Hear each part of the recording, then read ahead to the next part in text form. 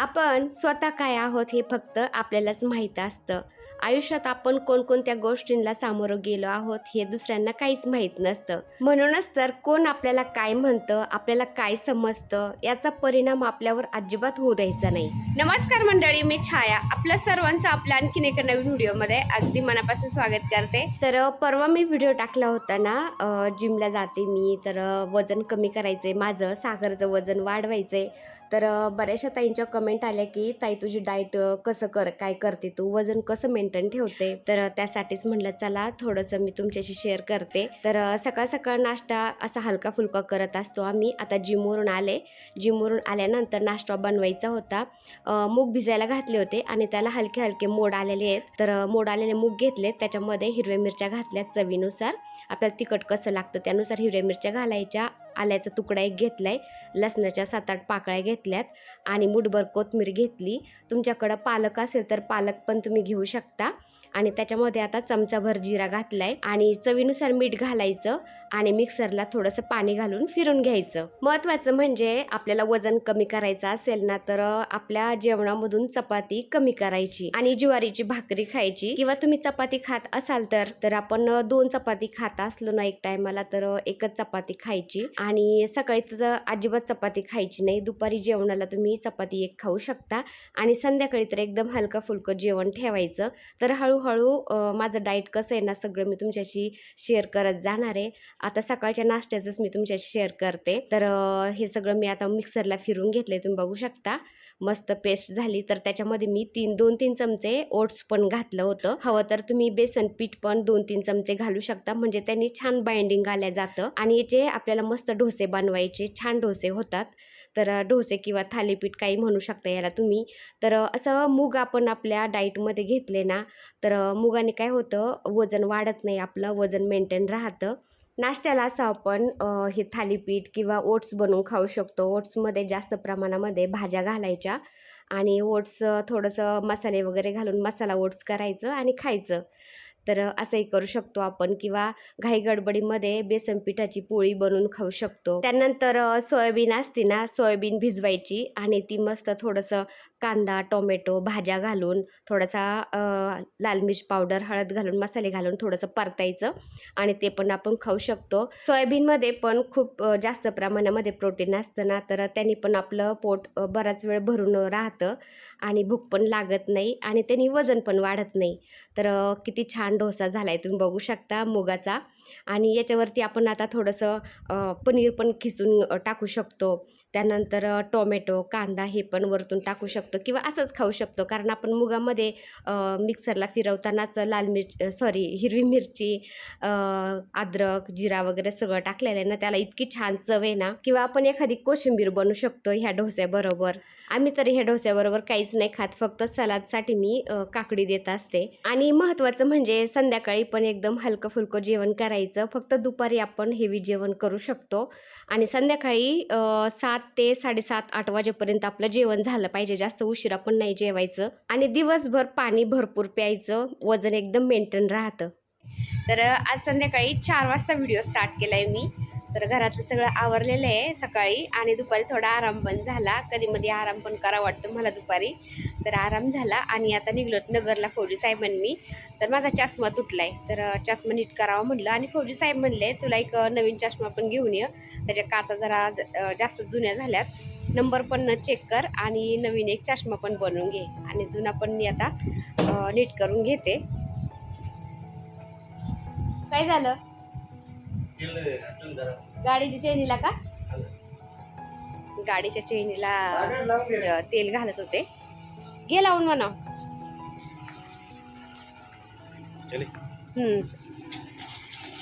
तर हे पा, या घराचं काम चालू आहे ना, काहीतरी कॉलम भरतेत, सारखं आवाज चालू राहतो.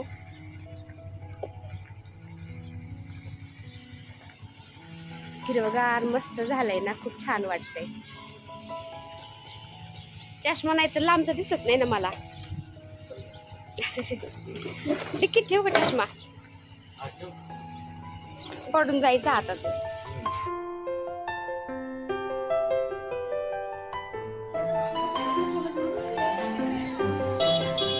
आम्ही नगरमध्ये गेलो कापड बाजारामध्ये. मला 1-2 टी-शर्ट पाहिले जिमसाठी.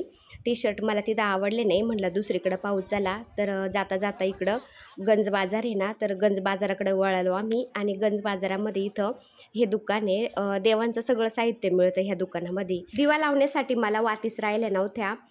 सिंगल वात लावत नाही, कधी पण डबल वाती लावतात ना, तर डबल वाती वळलेल्या छान मिळतात इथं. तर मी असं आले नगरला बऱ्याचशा वातींचे पाकिटं घेऊन जात असते एकदम. मग मला बरेच दिवस जातात.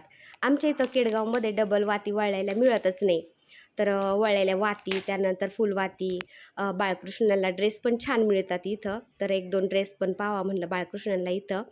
तर मी असं आली नाही तर बारीक सारीक वस्तू घेऊन जात असते. पूजेचं साहित्य, बारीक सारीक देवांच्या वस्तू, त्यानंतर लग्न कार्याच्या पण वस्तू इथं सगळ्या मिळून जातात. एका दुकानात आलं का कुठं जायची गरजच पडत नाही. तर मी नगरला आले ना हमखास या दुकानामध्ये येत असते. आणि माझा भीमसेनी कापूर पण संपलेला होता. तर आल्यानंतर माझ्या लक्षात आलं. मग मी भीमसेनी कापूर, साधा कापूर, धूप असं बऱ्याचशा वस्तू घेतल्या. मग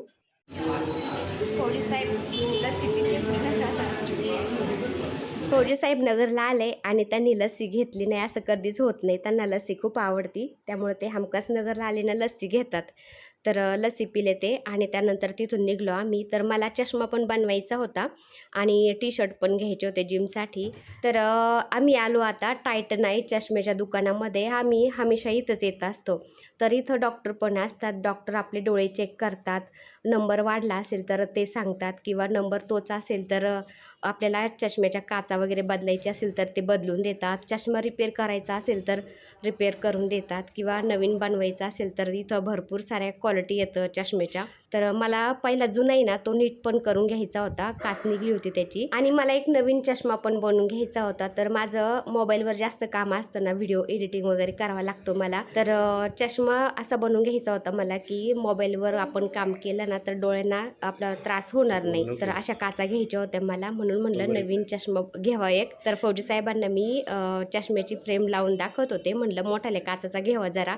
पहिल्या खूप छोट्याल्या काचा होत्या ना, त्यांनी डोळे व्यवस्थित कवर पण नव्हते होत. तर आमच्याबरोबर इथे एक गंमतच झाली बरं का. मी फ्रेम सिलेक्ट केली आणि त्याच्यावरची प्राइजेस पाहिले नाही. एवढ्या हाय फाय प्राइस इथल्या काय सांगायचं. आम्ही फ्रेम चेक करून पाहत होतो, त्याच्यावरची प्राइस पाहिलीच नाही. फ्रेम सिलेक्ट केली, काचा सिलेक्ट केल्या आणि बिल किती व्हावा 12,000. बघा आता. तर फौजी साहेबांना म्हणलं एवढ्या मागाची फ्रेम नको मला. मग मी थोड्या कमी किमतीची फ्रेम पाहिली आणि काचा आणि फ्रेम बसली. मग 5,500ला चष्मा बनवायला टाकला आम्ही आणि निघलो मग तिथून. नगरवरून आलो आणि लगेच टेरेसवर आलो. लय हवा सुटली आणि बा साहेबांनी काहीतरी चालू झाडाच्यातलं गवत काढते.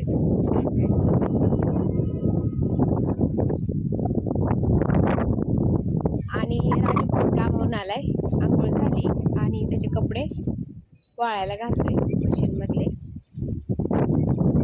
लयच वारा सुटली. चला खाली लय वारा सुटले. चला आणि आपल्या गुलाबाच्या फुलांचा बगीचा तुम्ही बघू शकता कसा बहरलाय. खूप कळ्या आणि खूप फुलं आलेत आता. दुपारी आम्ही नगरला गेलो होतो ना, त्यानंतर मुलांनी जेवण केले आणि किचनवर काय काय असा थोडासा राडा करून ठेवला होता. सकाळी भांडे घासलेले 2 जाळ्याभर भांडे तसेच होते, लावायचे राहिलेले होते. तर ते जाळ्या होत्या किचनमध्ये, असा राडा दिसत होता ना. मी थोडं चिडचिड करायला लागले. त्यांना म्हणलं मला हे भांडे लावू लागा, किचन आवरू लागा थोडंसं, तरच मी तुम्हाला स्वयंपाक बनवून देईन. तर मग सागर, आकाश, राजू सगळेच मला आवरू लागायला लागले.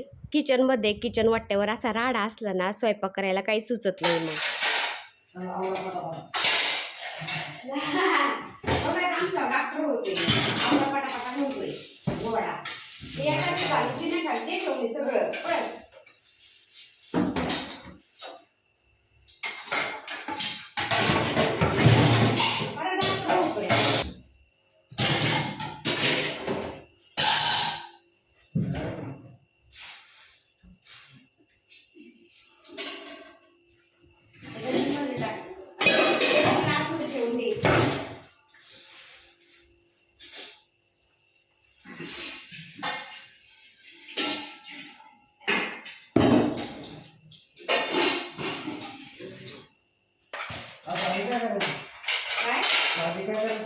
भाजी आहे काय करू रे?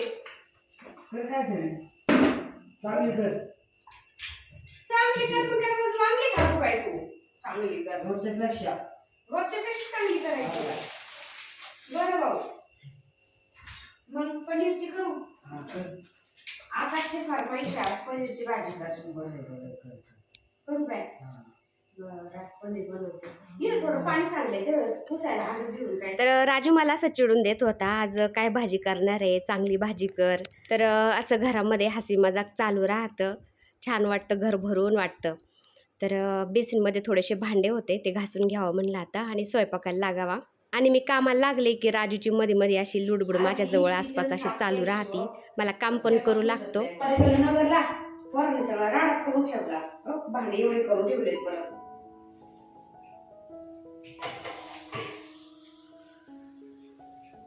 वडीवरच्या भांडे घासायचे आणि मग स्वयंपाकाला लागायचे.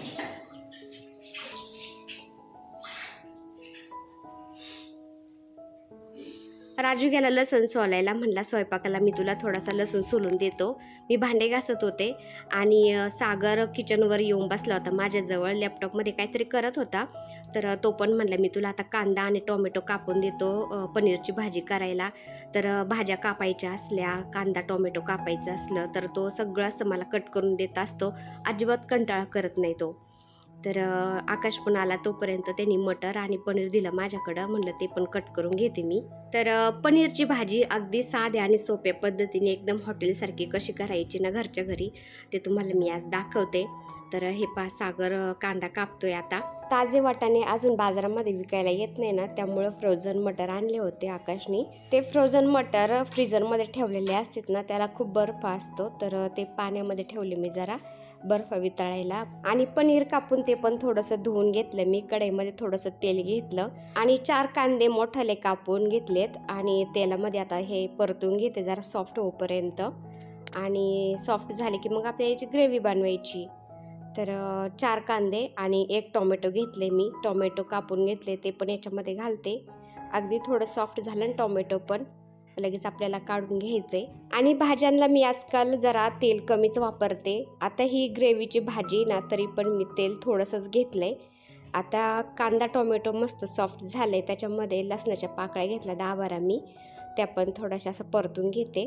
आणि गॅस बंद करून आता हे सगळं मिक्सरच्या भांड्यामध्ये काढते मी. आणि वाटण गरम येतेच नाही, आपल्याला मिक्सरला फिरवायचं थोडंसं थंड होईपर्यंत. आता त्याच कढईमध्ये अगदी थोडं तेल घेतलंय मी आणि पनीर पण थोडंसं गरम करून घेते.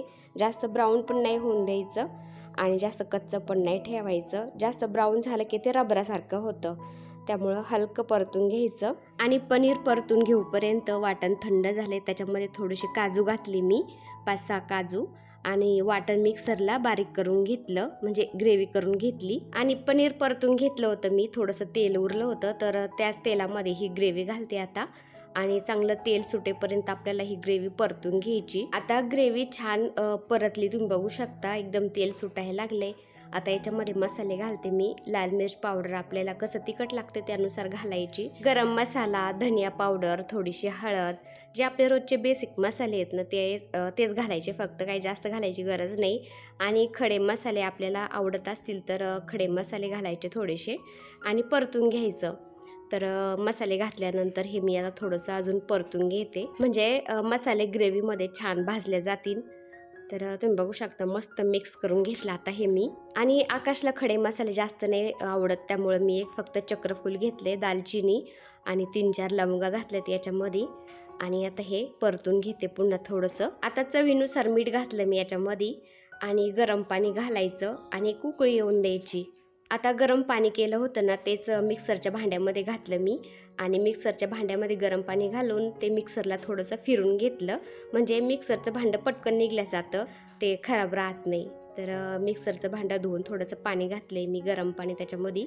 आणि आता मटर पाण्यामध्ये ठेवले होते ना मी, त्याचा सगळा बर्फ वितळून गेला आहे, ते मटर घातले याच्यामध्ये आता. आणि एक उकळी येऊन द्यायची, म्हणजे ते मटर पण छान, म्हणजे शिजलेले असतात ते पहिलेच अर्धवट, पण थोडीशी उकळी आली की ते अजून छान शिजले जाते. आणि एक उकळी आली की मग आपण त्याच्यामध्ये पनीर घालायचं बस फक्त. आणि कसं आपल्याला घट्ट पातळ लागते त्यानुसार गरम पाणी आपण घालू शकतो. तर मटर घालून मी एक उकळी आणली ग्रेव्हीला, तुम्ही बघू शकता किती मस्त तरी आली. आणि हे पनीर मी परतून ठेवलं होतं ना थोडंसं, तर ते घालते आता याच्यामध्ये. तर इतकी छान ग्रेव्हीची पनीरची भाजी होती ना, खूप टेस्टी लागती. तुम्हीसुद्धा एकदा नक्की ट्राय करा. तुम्ही बघू शकता किती घट्टसर भाजी झाली. तर हवं तर आपण थोडीशी पातळ करू शकतो, पण ही चपातीबरोबर घट्टच छान लागते खायला. तर अजिबात याला तामझाम लागत नाही. घरच्या घरी आपण अगदी हॉटेलसारखी मस्त तर्रीची ग्रेव्हीची भाजी बनवू शकतो. तर अशी जर भाजी केली तर मुलं अजिबात बाहेरची भाजी मागणार नाही, बाहेरचं काही खायला मागणार नाही. खूप छान होती. नक्की ट्राय करा आणि कशी झाली ती मला कमेंट करून नक्की सांगा. चला तर भेटूया पुन्हा अशाच एका छानशा व्हिडिओबरोबर. तोपर्यंत बाय. व्हिडिओ बघितल्याबद्दल खूप खूप धन्यवाद सर्वांचे. सर्वांना श्री स्वामी समर्थ.